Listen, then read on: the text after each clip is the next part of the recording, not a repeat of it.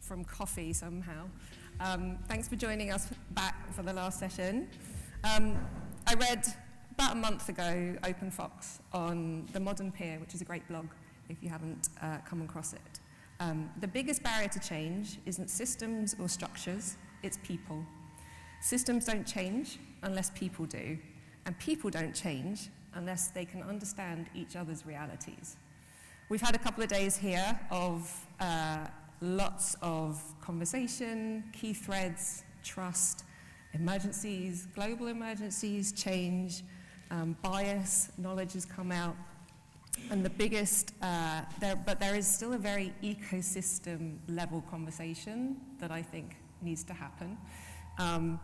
One of the things that I get a tendency to hear is a lot of protection of territories, territories being your own stakeholder groups.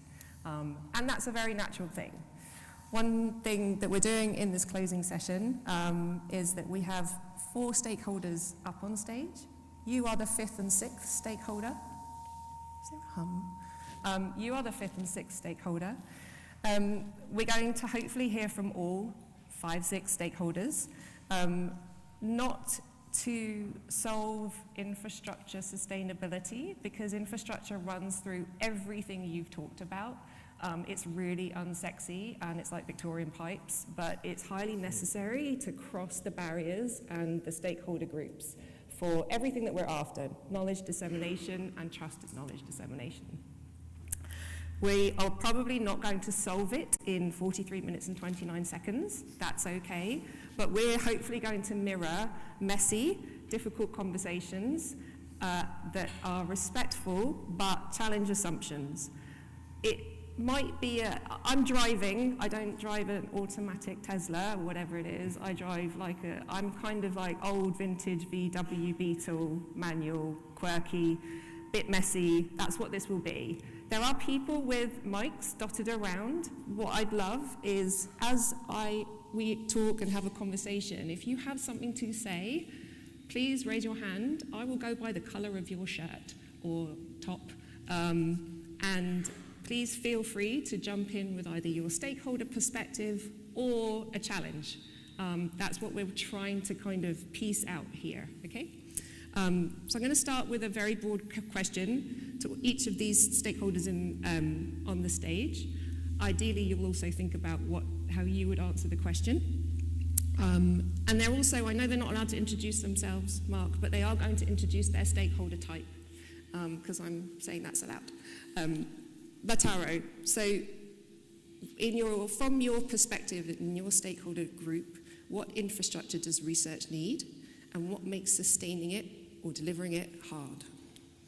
Okay, I need to clarify my perspective is from Latin America. La Referencia is a federated public open science network governed by the national science agencies across 10 countries plus Spain. So I'm trying to answer your question from that perspective. In our perspective, researchers need infrastructure that provides stability, equitable visibility, and recognition within the evaluation system that determine their career progression. So we are working in this scholarly infrastructure in order to try to correct the biases and the problems that we have now with language, a lot of the things that we were discussing in this conference about discovery, preservation, the AI challenges, and the assessment in a fair and transparency way. We are sustained mainly by the contribution of the countries, but we are using funding essentially from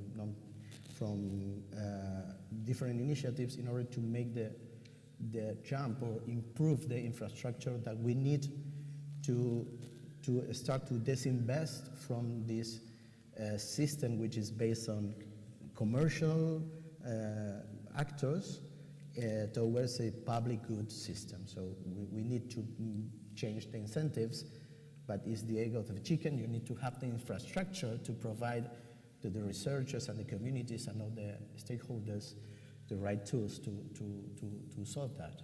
So we are working, thanks to this philanthropic funding, into work into improving this infrastructure, but not using that funding to sustain. We think that the sustainability should remain on the public sector, and we have money. The problem is that money is being used to sustain other commercials or systems. So that's a challenge. When you say commercial systems, can you give an example? Look,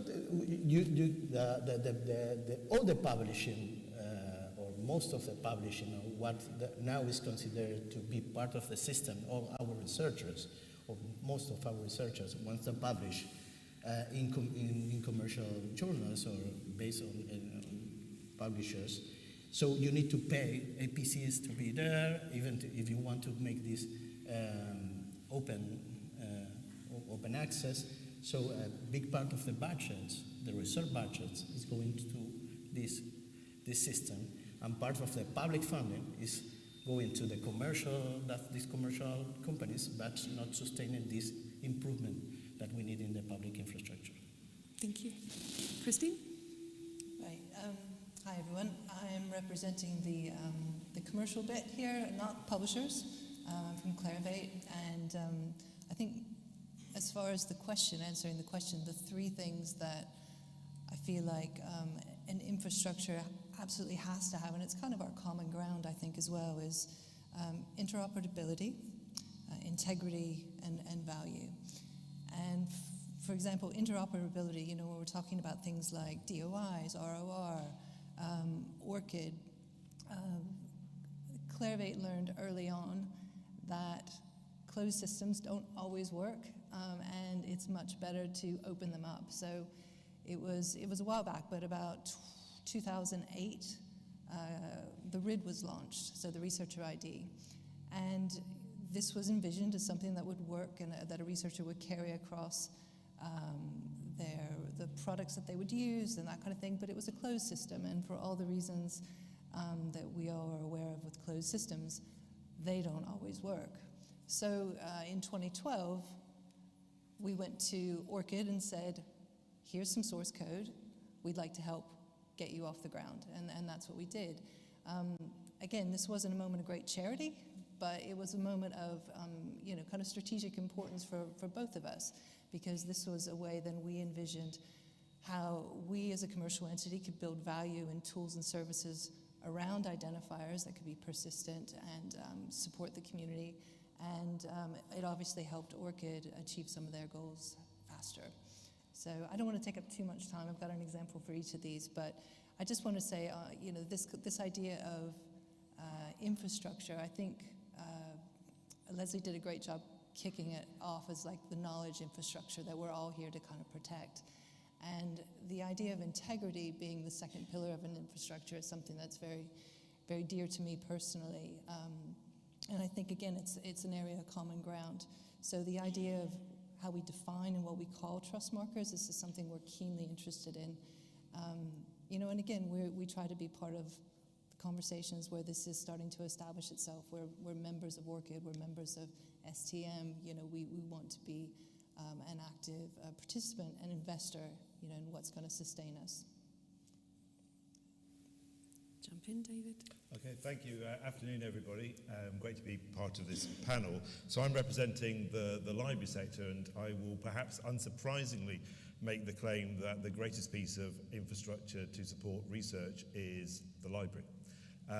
We make the rather tongue-in-cheek, but I think justifiable claim that research is impossible without libraries. The purpose of the library is to connect the reader, the user, with the information they need in a timely manner, and that understanding that what we do covers vast time scales, because when the person needs the information could be many, many years, decades, centuries after the information is produced. So we see ourselves as that piece of infrastructure, and to do that we need effective and efficient systems, systems to collect material, to describe it and catalogue it, to make it available, and very importantly, obviously, to preserve that over the long term.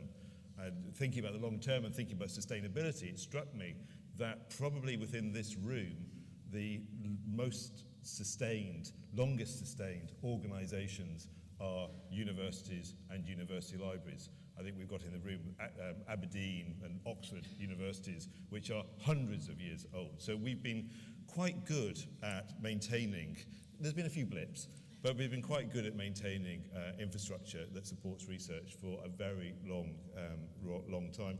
I think part of the ability to do that is flexibility, taking on new roles, looking at new ways of supporting people, supporting researchers, really embracing in recent years a lot of the open agenda and thinking about how that feeds in to support research.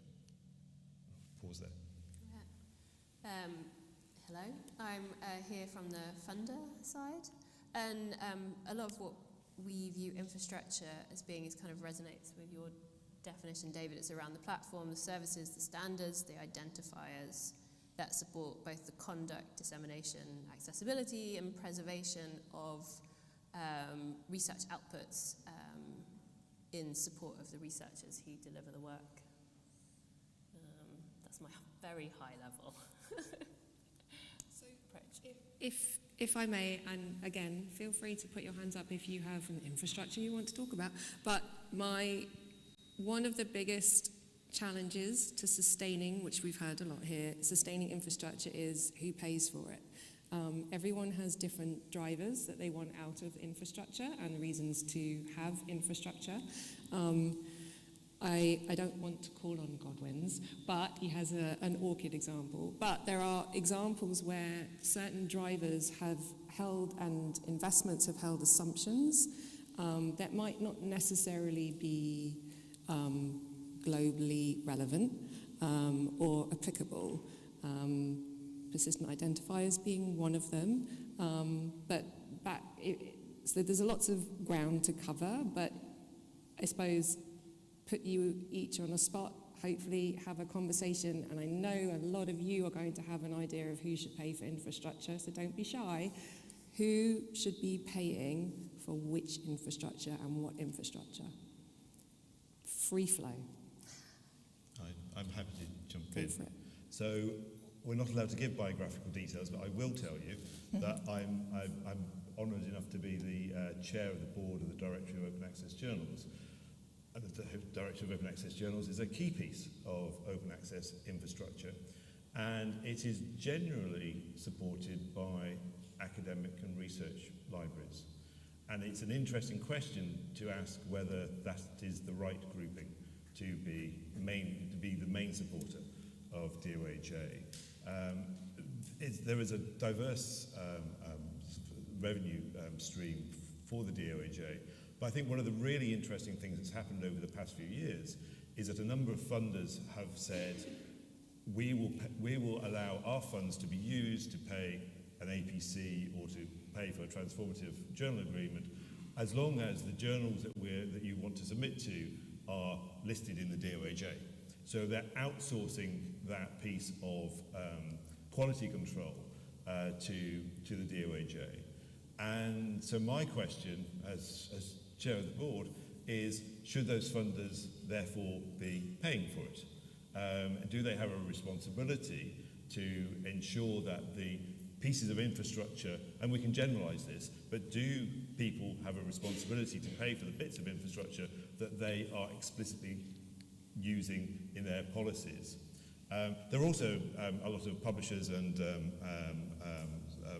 third-party aggregators who are using the data from DOAJ, and some of them are contributing and some of them are not.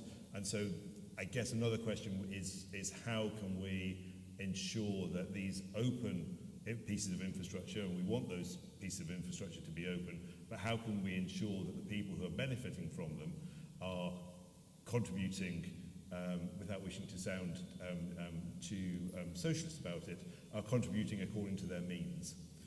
So that's a challenge that we're facing, and I think a lot of open infrastructure is facing that challenge, and we haven't, as a community, yet worked out what the answer to that is.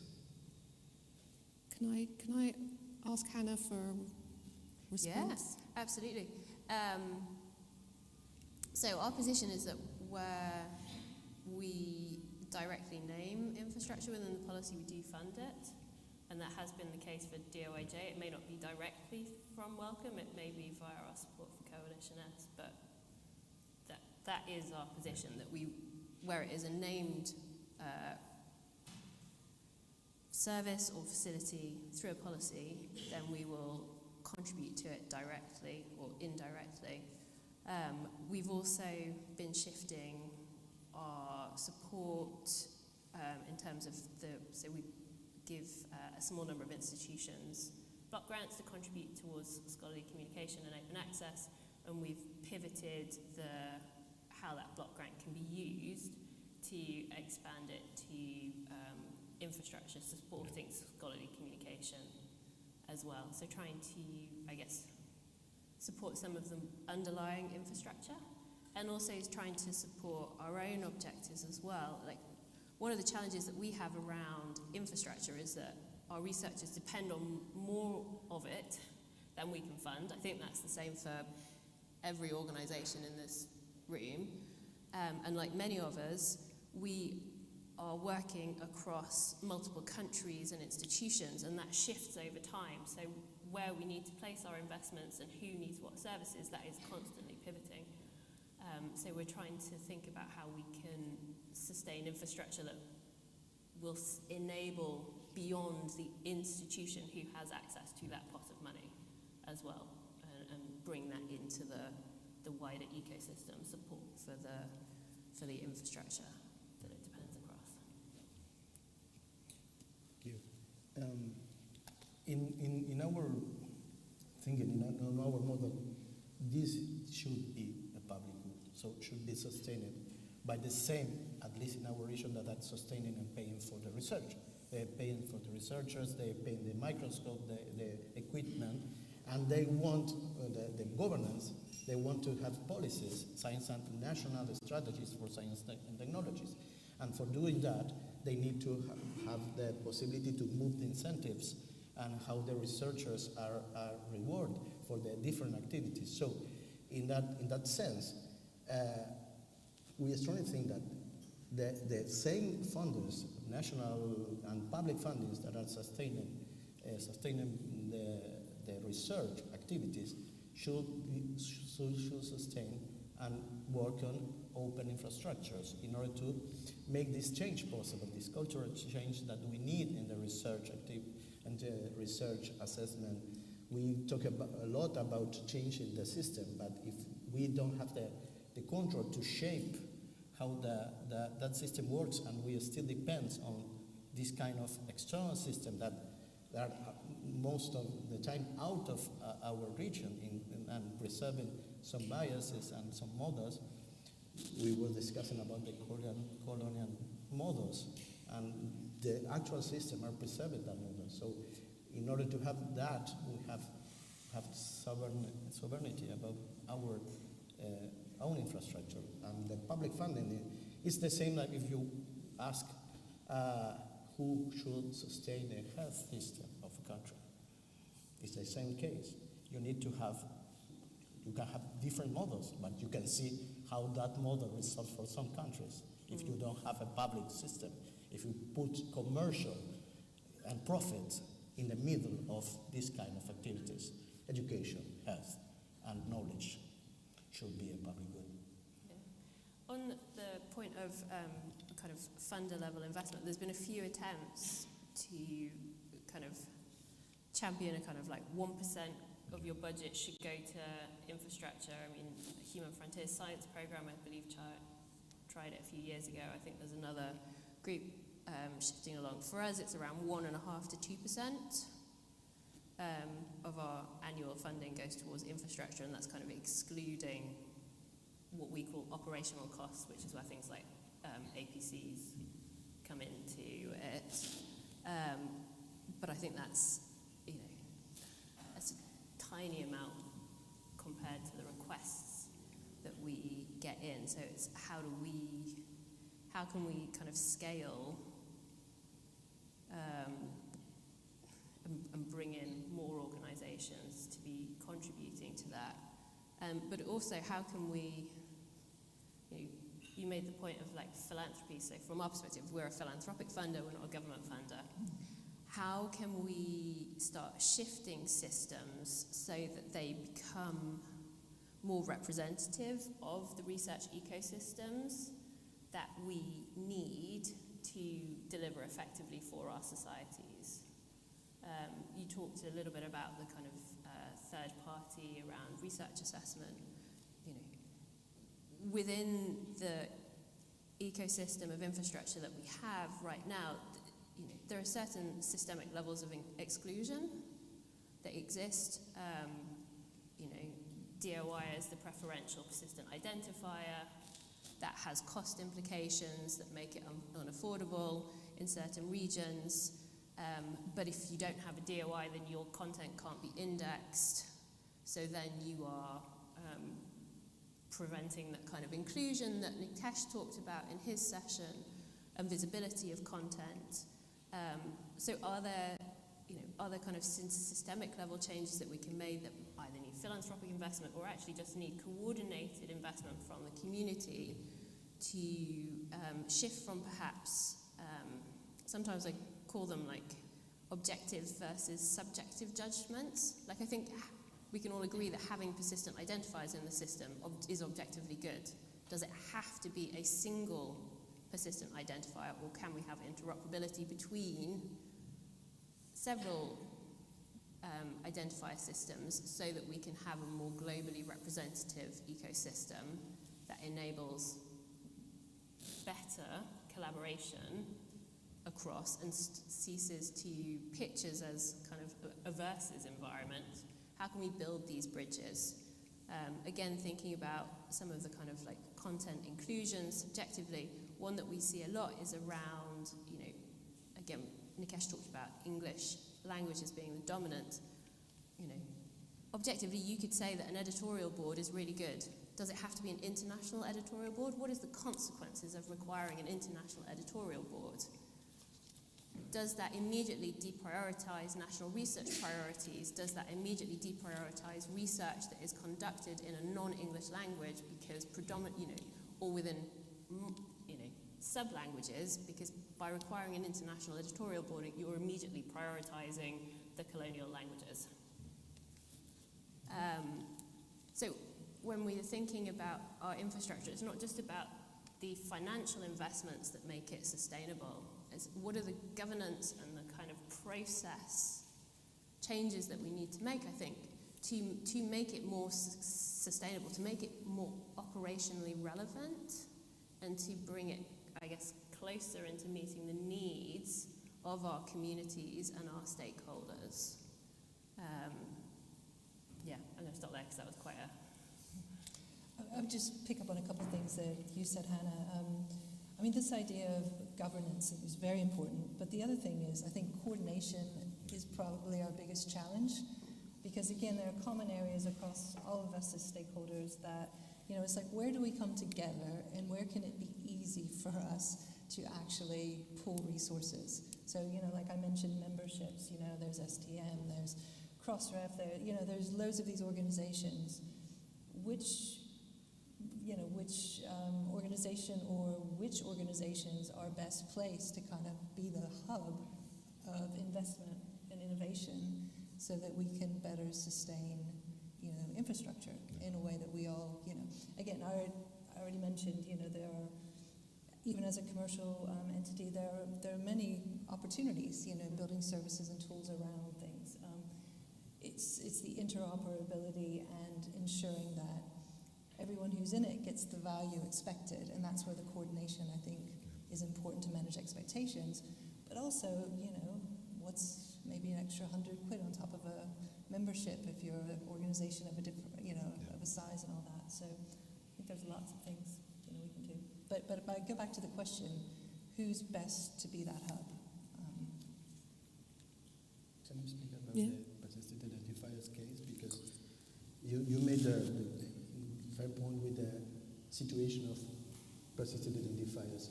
For me, it's a good example to show how the philanthropic funding could be used to change the reality, and then the public funding should sustain the final infrastructure. We have this problem in Latin America that, at least in Africa, I think also, that we have a low coverage of DOIs in our research results. So that impacts not only in the systems that you usually do, but even in the new models like OpenAlex or other sources were in the past affected because this lack of identifiers, because they were only collecting and considering the results with DOIs. And the DOIs problem is not about funding only, because if you are in Cuba you can't have a DOI because the embargo, or if you are in Venezuela in the past, I don't know. But anyway, so it's not about funding, it's about also paying from a small institution an amount in dollars to that with the changes that in the instability of the currency, a lot of things that is not only about having the money. So we have started to work on this idea of having and building an open infrastructure for minting persistent identifiers, ARCs, and preserve all that and fund that. And the foundation of this is a decentralized systems. And thanks to the project that we are running with IOI, funded by Wellcome and Arcadia and so on, we are making that possible. But in the plan and the design, by plan and design, this infrastructure is planned not to be sustained with external funding. We want to only sustain this with the regular budget, the working budget of La Referencia, with the participation of different institutions. Again, we need that funding to make this infrastructure to catalyze the change. But it's important to plan and develop a system that could be sustainable with public funding. Do all publishers in the room know what ARCs are? I hold no assumptions. You do. You're one. Two, thank you. Again, I always like to question assumptions. Is there an assumption here that, from your perspective, yes, you're opening up the identifier and using ARC? Many people in the room probably only know DOIs. Large assumption on my part. Do they map? How do systems that use DOIs now use ARCs? Do they need to? By creating something new, are you excluding yourself from something that already exists? And how much does that cost? And who pays for that interoperability if you then need to have interoperability between different persistent identifiers? And it kind of goes to I'm going to raise it, kind of goes to our conversation yesterday around, and your comment around, if it's a public good, should it be incorporated into a tax? It was gritty. Should there be an infrastructure tax on every piece of research that is published or that is made available? And who, at what point would that get paid? Does that come off an APC if you're talking about 1% of a budget? We're talking about council tax. Taxes are used to support water, roads, many things that we all use and have advantage of, but they might not be directly in front of us. There are coordination challenges that come with that, because then you're like, well, where does that amount of money go to then? And this is with the coordination suggestion as well. If you have a coordination, who chooses the infrastructures that get that investment? Who decides that a critical infrastructure in your region, for example, is the same as a critical infrastructure in the UK? And who gets to make those decisions, and who's talking about that? I'm interested as well if there are any stakeholders in the room that have any questions for any of these panel members, or if you have a comment around who should be paying for the open research infrastructure. Yes, my friend.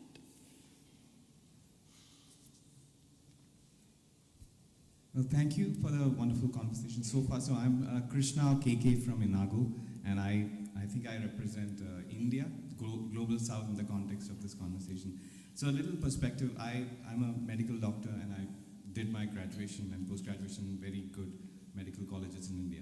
And I had a big problem in terms of accessing the global literature because we hardly had access, and all the access that we had was through British Council libraries access to, and the library, the outlets closed as I was moving forward in my career.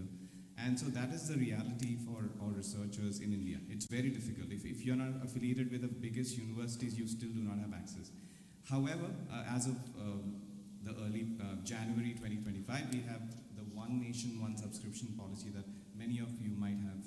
It's a transformative agreement sort of a thing for the entire country. So that things are changing, and that sort of infrastructure change is what I think we need to fix a lot of things, including obviously metadata and access as well, which I think would eventually change the publish or perish culture, because that's what we are trying to solve from a research integrity. We talk about research integrity starting with the first keynote speech as well, and to solve it we need education and access, and I think that's where, so the infrastructure funding is very important from a global south point of view, and I reiterate my point that we don't have sufficient representation of the global south in such meetings, and we need that.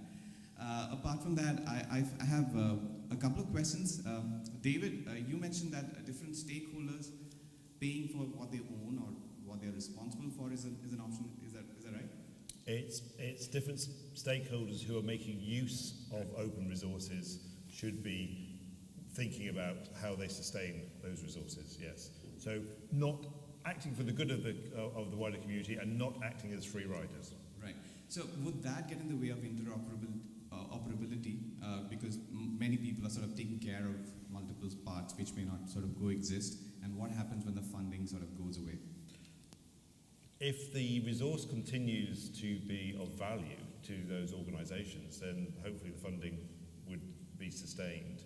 I think that a lot of organisations who are doing open infrastructures are working hard on interoperability issues.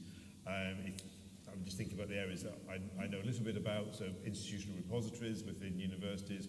I spend a lot of time looking at the interoperability between those. So it's, there are people in this room who know a lot more about interoperability than I do, but having that as a part of the process of baked into the thinking at the beginning, I think is a key part of it. I mean, I think the one subscription model is a really fascinating one.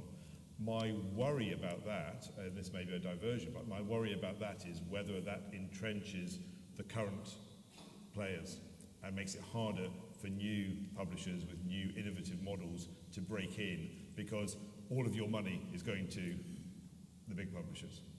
So I wonder if that's solidifying a system, and that happens here in the UK as well. We spend a lot of time talking about how we make deals with the big publishers, and not as much time perhaps as we should thinking about the new innovative publishers who might be the ones who are going to disrupt the system. It's kind of building off that point, if I may, and sort of the point around like lists and maintaining and what infrastructure is in and out. I mentioned we shifted how we allow universities to use our money for scholarly communication. And one of the things we were asked is, well, can you give us a list?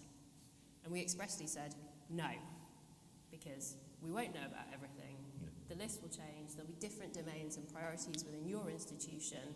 These are our criteria. Go forth. And we've just had the first year's expenditure data, and there's a lot of things and a lot of organisations that we had not heard of, which I think is, value in stepping back from listifying, despite the pressure for it.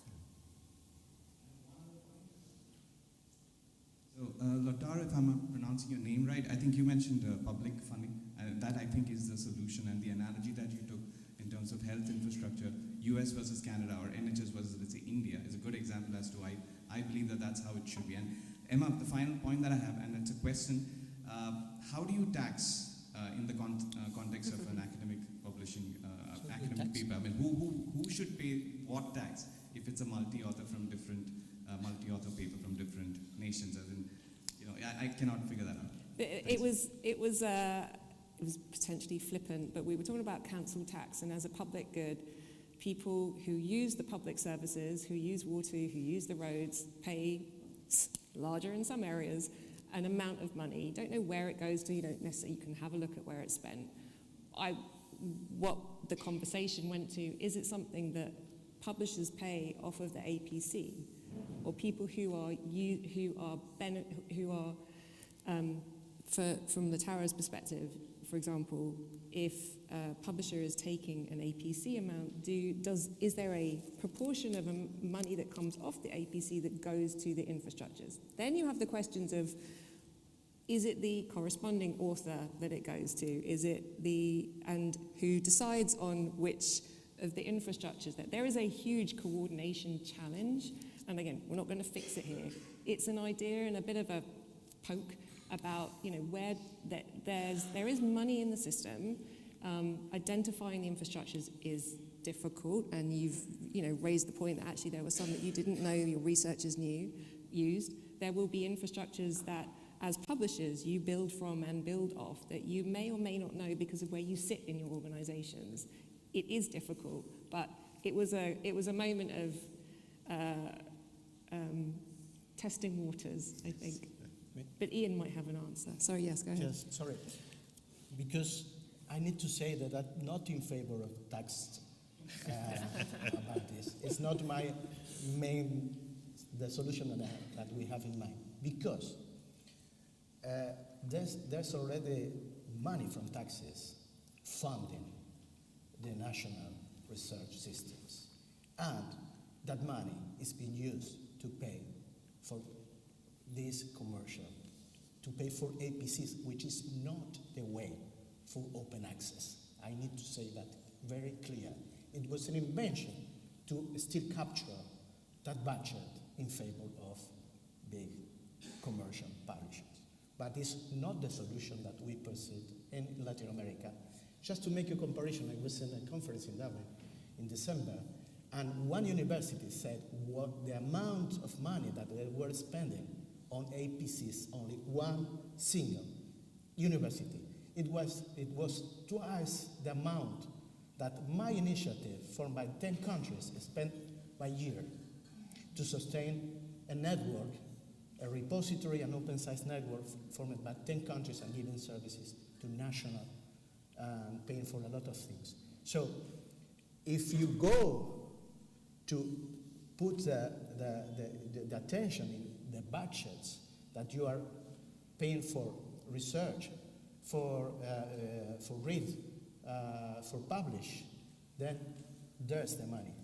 It's a change that you can do from one day to another. No, it's a gradual disinvest that you need to plan and make indicators in order to know how much every country is spending in closed science or this APC way, and how much is going. If you go to an institution and you ask a library for a university, how much is your university paying for APCs compared to the budget of the library? At least in our case, the difference is huge.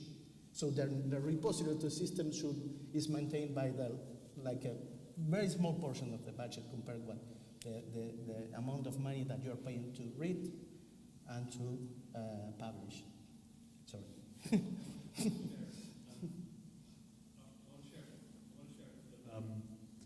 Ideas which might be useful to this debate. And then I also want to give my apologies because I have to run really quickly to get my daughter from school. So I'm going to share some ideas and then I'm going to run away, but not because I'm afraid of any of the panel's responses. Okay. Don't run. One idea on sustainability. Speaking with my Dryad hat on, I'm on the board of Dryad. We've been funder supported for a long time, wasn't sustainable. We're now charging more than cost for our services, and now we're sustainable. That's a really good way to do it. I really like that method. In terms of complexity of infrastructure, I'd like to offer up, it's quite useful sometimes to think about the shape of the infrastructure.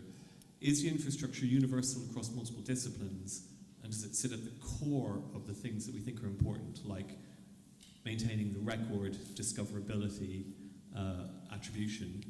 Or is it narrow and niche for a particular discipline, maybe an image repository in one very specific subfield?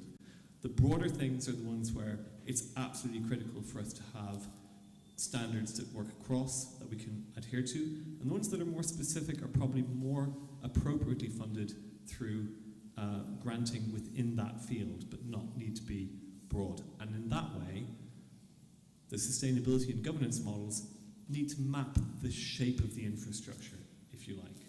And my last comment is, I think it's really important to think about what are infrastructures that we think of as being universal in core, that we can all meet and agree on, versus needs or emerging difficulties or problems that might be more in the challenge space.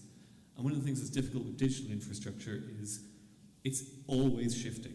So the two big challenges right now are accessibility and bot scraping. And I think the profit motive is a fantastic motive to free up capital to address things at scale, which then later may become identifiable as core. And so those are the three ideas that I want to share.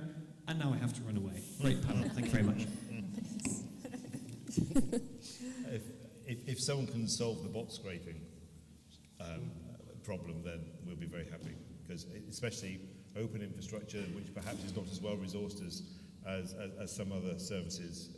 Institutional repositories are facing constant attacks. DOAJ is having to restructure some of its servers. It's just such a problem. I think it was very vaguely mentioned yesterday in the long list of dystopian AI attributes, but it's a big problem.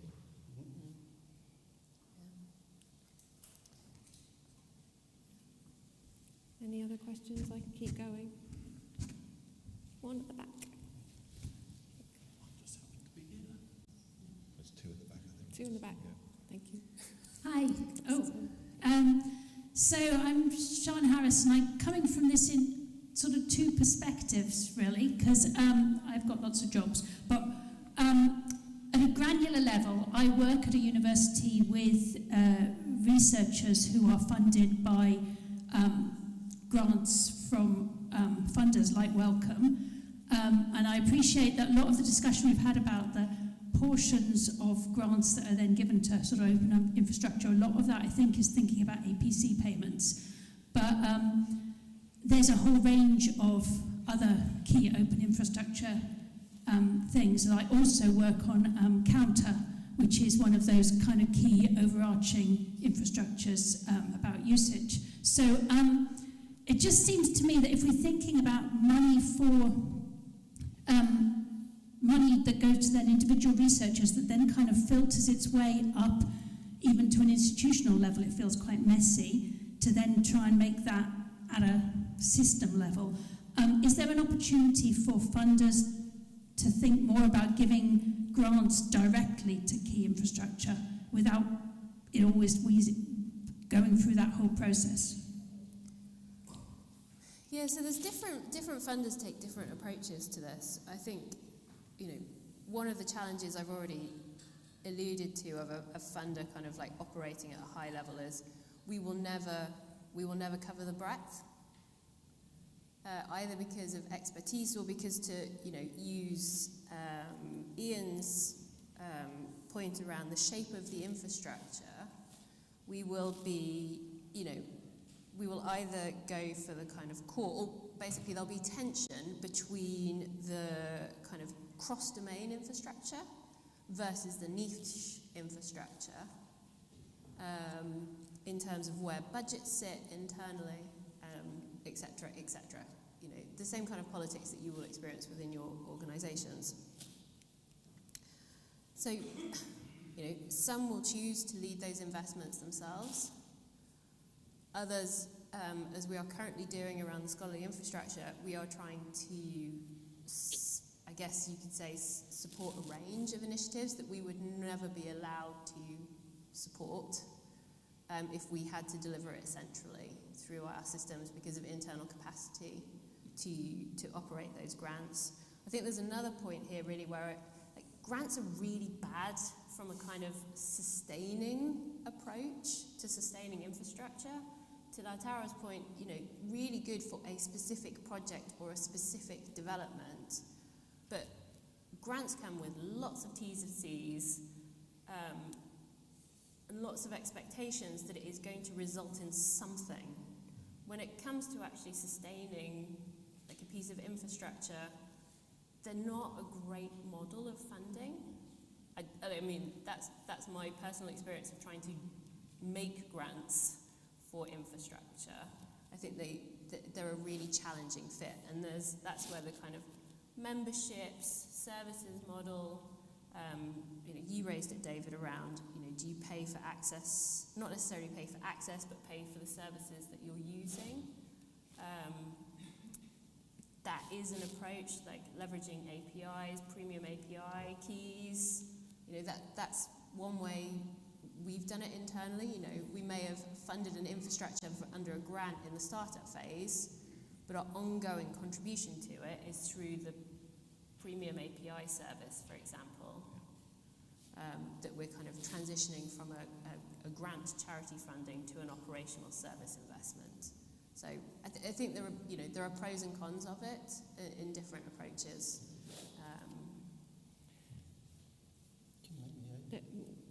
It's flashing at me, Mark.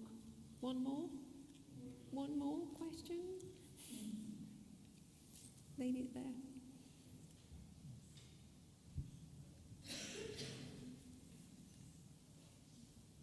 I'm curious about it's a funder question. When you've got that breadth, because you're high up and you've just got that overview and you're relying on individuals, I've been on the side where I've been on the sort of, you're the individual with the, you've got to make the decision. And it's really scary because you've got people in your vicinity wanting to trying to secure certainty from you. So I can understand why people are going to you and trying to secure certainty from you. So I'm curious whether or not you've actually rejected any of the things. So if you put out the criteria, and it sounds like the first time you've had that data back, have you rejected any of them? I just want you to say no. So as long as it's in line with the terms of what we said, no, we've not rejected them. We have rejected requests for funding for read and publish agreements because that's not within the terms. But for the other investments, no, we've not rejected any. Before Mark shoves us off stage, thank you for listening and taking part. Thank you for my wonderful panel. I hope we've demonstrated. I hope an assumption has been challenged by some of the things that you've heard. We can all very much feel comfortable in the stakeholders that we sit. We don't always question why other people think differently or the challenges or boundaries within which they operate and work. So the aim of this was for most of you, if not all of you, to at least have one bias/assumption challenged, and also an opportunity to have these wonderful people on stage. Thanks, Mark. Thank you all. Thank you.